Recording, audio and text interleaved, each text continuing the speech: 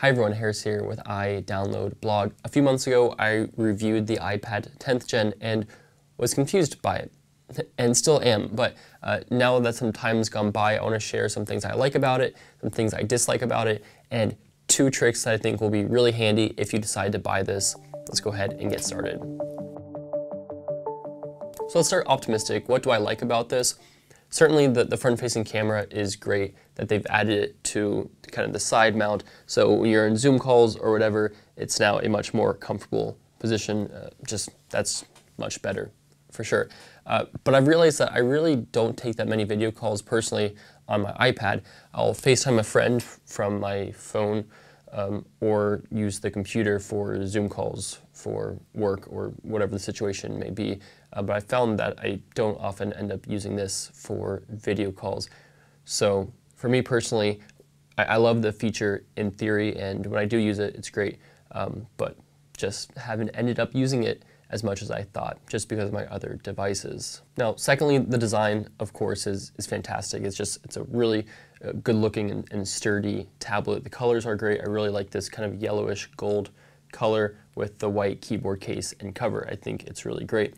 Not a whole lot to say there. It's good that they added this design. And then thirdly, what I really like about this iPad over the budget 9th generation iPad is that it has USB-C. Now, of course, that's great for connecting things like a monitor if you wanted to, or for me, it's more likely going to be an SD card using my USB-C hub to connect an SD card to the iPad, which you can still do with Lightning, right? So it's not a categorical difference, but it's just more convenient, certainly with this iPad, to connect hubs. But what I like is easily the fact that I can charge up my other devices, my smaller devices, from the USB-C port on this iPad. Anytime I travel, like almost 100% of the time, I end up charging either my phone, my watch, whether it be my Apple Watch or Garmin, or my AirPods from my iPad. I'll be on the plane, my iPad will be in my bag, and I'll just plug in the cable and charge up my AirPods. Because you could be stuck with dead AirPods, which is quite annoying, but you only need a little bit of power to get it going again for hours. And so the iPad is a really nice way of doing that. The iPad's very generous. It'll happily give you 5 or 10% battery life from the iPad to charge up one of your other devices.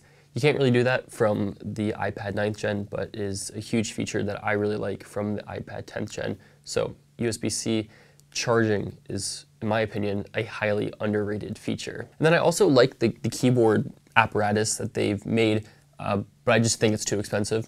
If you're trying to save money, it doesn't really make sense to go with that option, especially because Logitech makes a good one. But if you were to shell out the money for it, I like it a lot, and I use it quite often for work. I'll be typing away with the keyboard, but then I'll come back and just use the iPad with the kind of back mount if I'm going into a meeting and taking notes or something like that. Sometimes if I'm using my iPad as a teleprompter for someone, I'll just hold it up by this stand and use it as a teleprompter, which is really convenient as well. So I do like this magnetic case.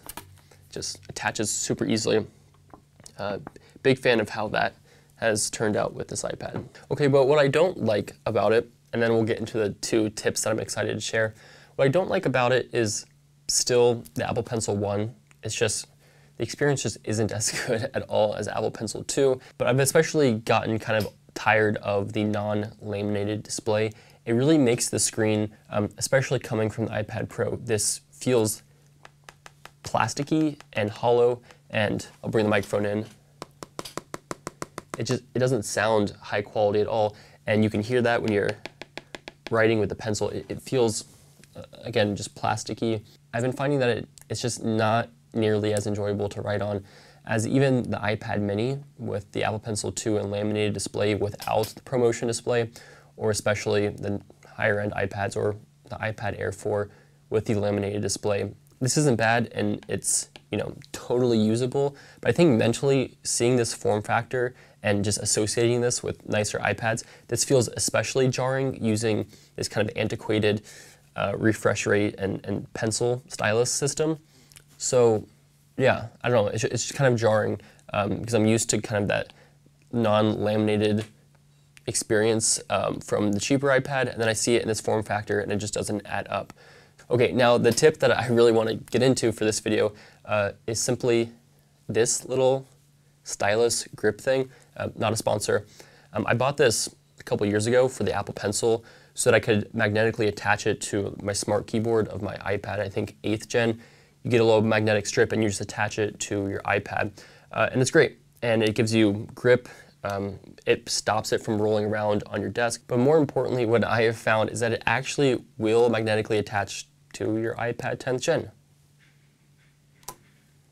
There's a couple spots where you can do this on the iPad. Some work better than others, but this solves the problem of magnetic attaching to your iPad. Now, secondly, I complained about not being able to charge your Apple Pencil from the iPad, and that's still true. You can't directly charge it, which is just a terrible design feature, terrible.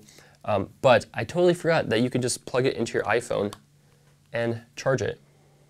Now, yeah, it is super wonky, and it's also very slow.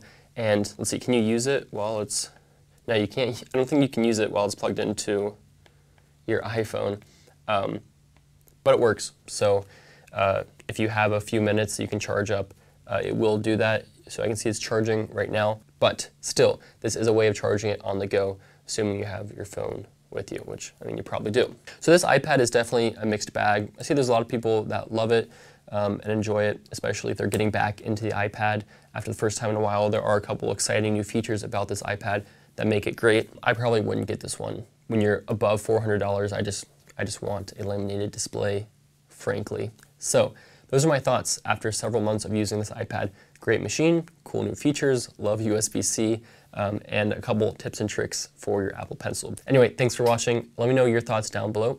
I'll see you in the next video.